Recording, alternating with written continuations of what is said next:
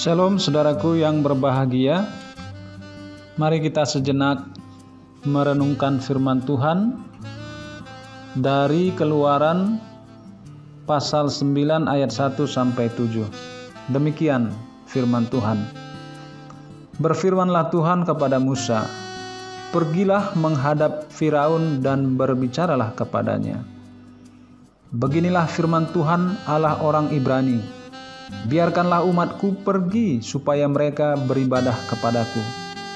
Sebab jika engkau menolak membiarkan mereka pergi dan masih menahan mereka, maka ternakmu yang ada di padang, kuda, keledai, unta, lembu, sapi, dan kambing domba, akan kena tulah Tuhan, yakni kena penyakit sampar yang dahsyat. Dan Tuhan akan membuat perbedaan antara ternak orang Israel dan ternak orang Mesir, sehingga tidak ada yang akan mati seekor pun dari segala ternak orang Israel. Selanjutnya Tuhan menentukan waktunya, firman-Nya, besoklah Tuhan akan melakukan hal itu di negeri ini. Dan Tuhan melakukan hal itu keesokan harinya. Segala ternak orang Mesir itu mati, tetapi dari ternak orang Israel tidak ada seekor pun yang mati. Lalu Firaun menyuruh orang ke sana, dan sesungguhnya lah dari ternak orang Israel tidak ada seekor pun yang mati.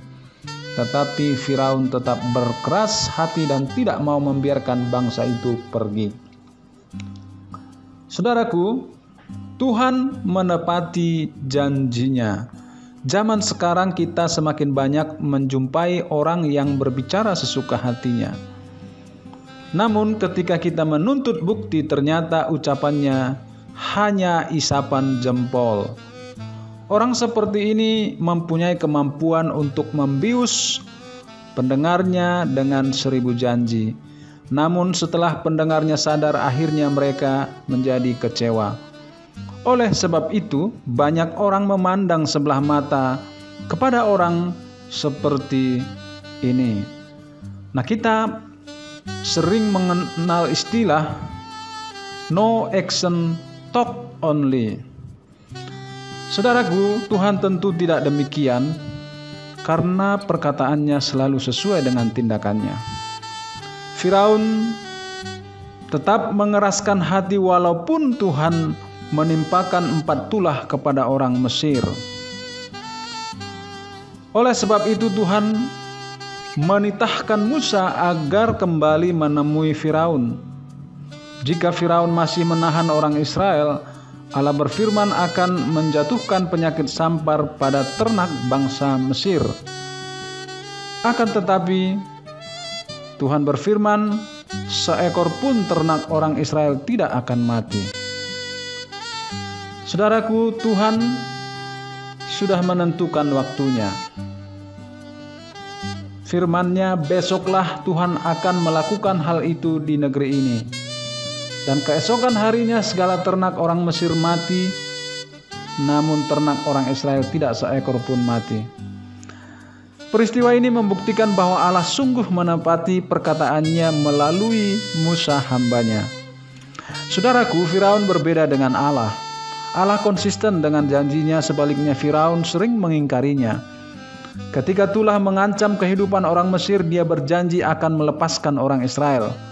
Namun sesudah tulah berakhir, dia mulai merasa aman, maka segera membatalkan janji itu secara sepihak. Firaun bisa saja menjadi contoh yang mewakili kita manusia. Ketika kita menghadapi permasalahan, maka kita berjanji dan bernasar.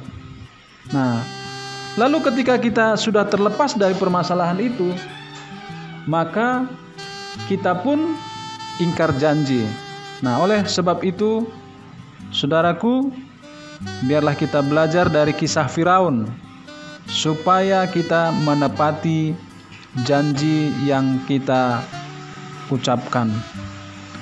Jangan mengeraskan hati dan jangan sibuk dengan keegoisan diri sendiri. Amin. Tuhan memberkati.